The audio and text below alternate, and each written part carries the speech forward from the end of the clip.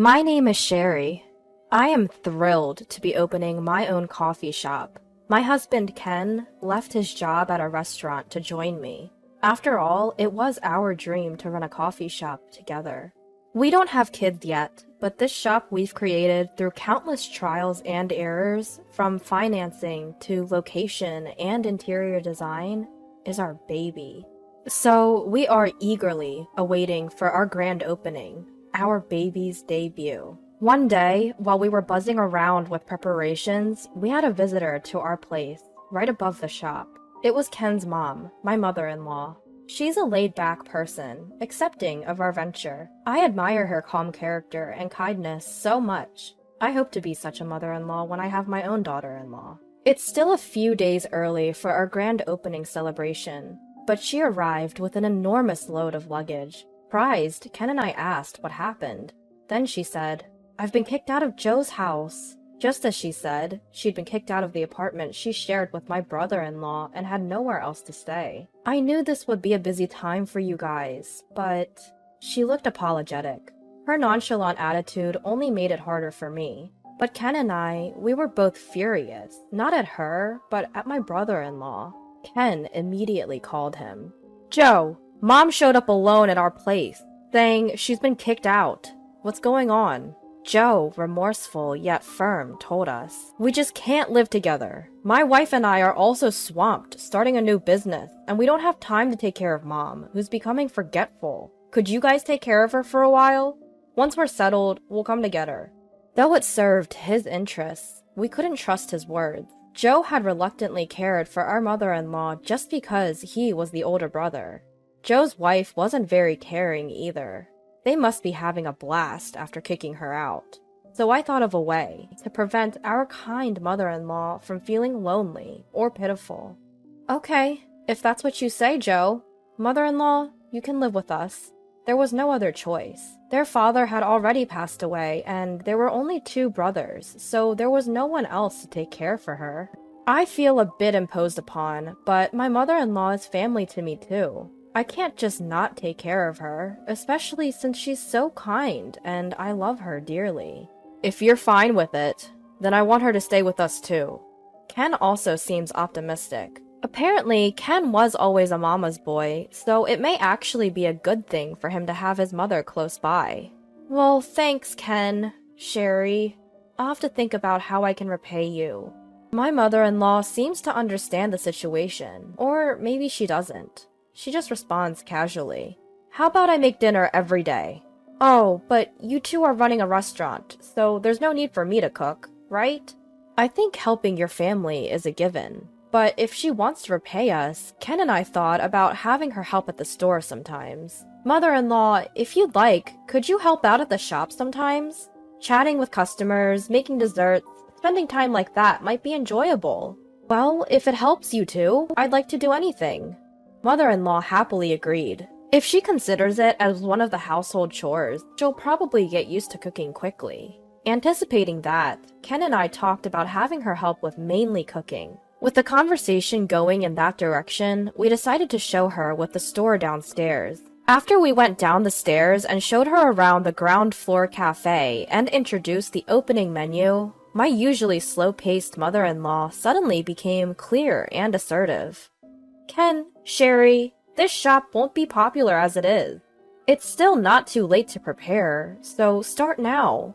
Ken and I were astounded at the confidence out-of-the-blue ideas our mother-in-law proposed. For example, given the current retro trend, even a newly built store should have old-fashioned interior and background music. The menu should include items that mother-in-law used to eat when she was young, to not only attract young people riding the retro wave, but also to appeal to older customers. Moreover, since the number of candy shops in our town is decreasing, we should set up a corner for candies, allowing buyers to eat inside the store and would attract families with children. All her ideas were innovative and in line with the town's needs. They were so spot on that we had to agree, and under the direction of our mother-in-law, we immediately began preparing.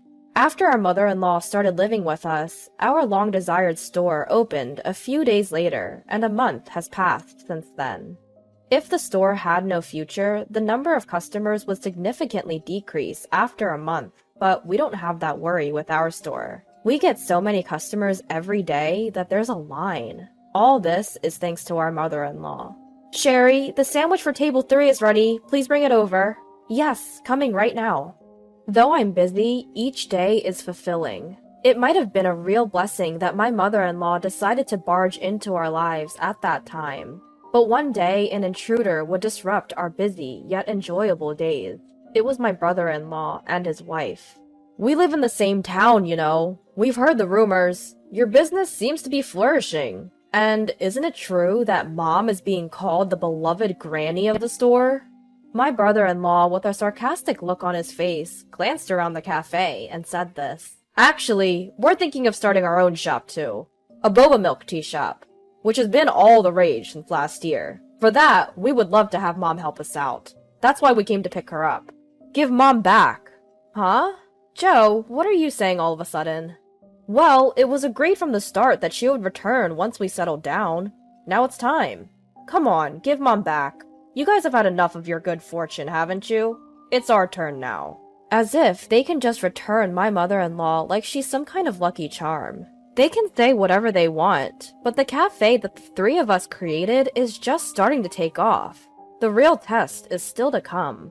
We're already relying on my mother-in-law as a full-time employee. If she were to leave us now, who would fill that gap? You can just hire part-time workers. A thriving business like yours should have no trouble attracting young workers, right? They'd probably work harder than an elderly woman like Mom. So Mom, let's say goodbye to Sherry and Ken, and go home together. At Joe's words, my mother-in-law agreed surprisingly easily. Both my husband and I were thrown off. Mom, you don't have to listen to Joe. You can stay where you want.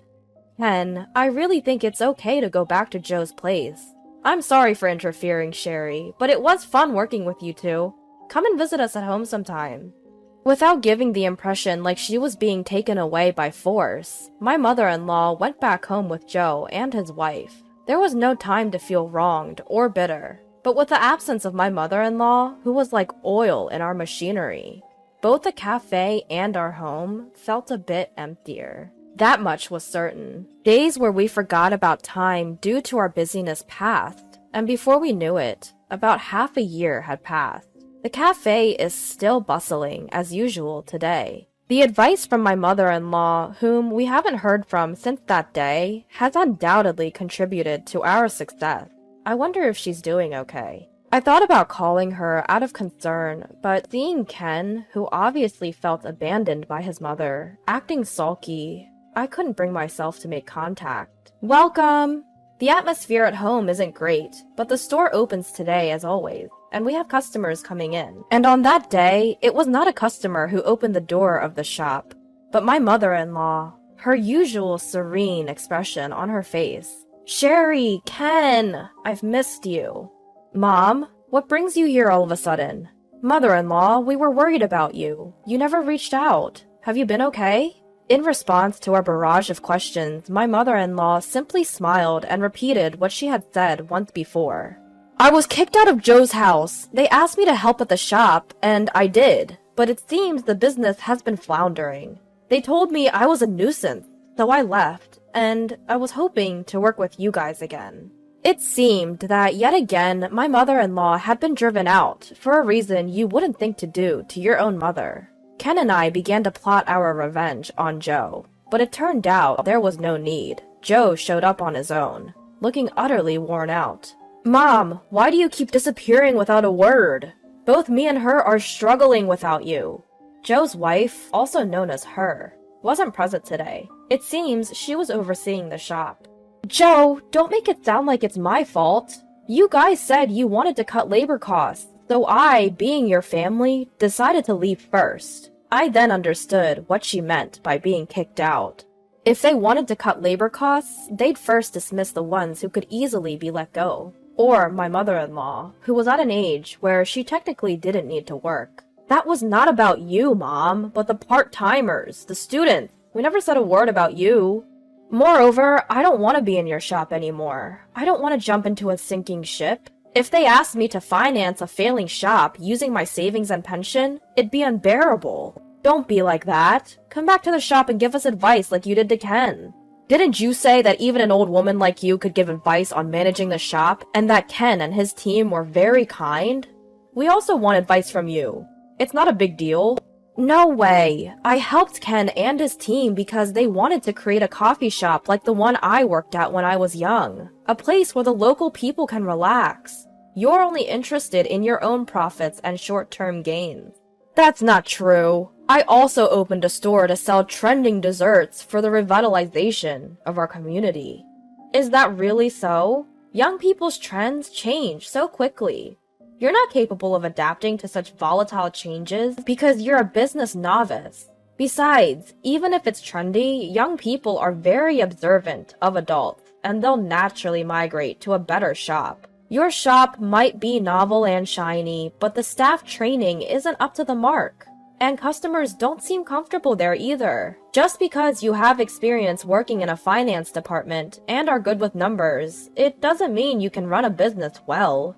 It's pathetic. It's clear that the staff are blindly led too. With a sigh, my mother-in-law continued to speak with a sorrowful expression, as if lamenting her own son. In a small-town diner like this, you can't just mindlessly sell what's trendy among young folks. You failed to cater to customers' needs. You couldn't captivate their hearts. I wonder if you really aspire to be in the service industry. It saddens me. Especially since I used to be a waitress at a coffee shop. I just couldn't, and don't want to, work at your place. You should have said so from the very beginning. You were quick to intervene with Ken, but with me, you just went along with things. I couldn't intervene, Joe. Your shop is targeting young people from the start, and there's nothing I, an old lady, can make suggestions on. I don't fully understand young people's trends because of my age. I'm just an old woman who used to be a waitress. I can't live up to high expectations. Now please, stop making a scene in Ken's shop. You should go back to your place and deal with your finances. Joe, feeling belittled by his mother, finally blew up. Enough! Let's go home! If you say you only knew about coffee shops, I'll change my business and make it a coffee shop. You can give me advice like you did for Ken and make me a lot of money. Joe tried to grab his mother's arm and pull her away. Ken and I stepped in, restraining Joe. It wasn't just Ken. I had also lost patience. Listening to the conversation, I had been holding back words I'd long wanted to say. There's no way someone who can't even care for his own mother can consider the needs of complete strangers. You can go home on your own. And don't come to see your mother again. She is a coworker to us, not a tool for you to make money. My husband threatened to call the police if he caused any more trouble. And with that, Joe finally left. After that, Joe and his wife, who treated my mother-in-law terribly, predictably failed in their business and ended up filing for bankruptcy. On top of that, they were sued by their part-time workers for harassment and unpaid wages, resulting in having to pay a hefty compensation. Joe and his wife got divorced, and he was also sued for alimony, ending up in layers of debt. Joe, who had treated his own mother so horribly, couldn't rely on his family anymore. He would have to live and work alone, slowly paying off his debt.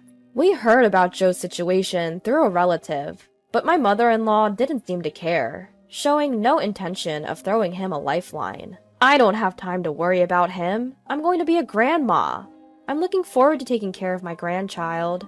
Indeed, neither mother-in-law nor Ken and I had the time to worry about Joe. Our shop was thriving more than ever since mother-in-law came back, and we were blessed with our long-awaited child. Sherry, don't stress out just because it's your own shop. Work at your own pace.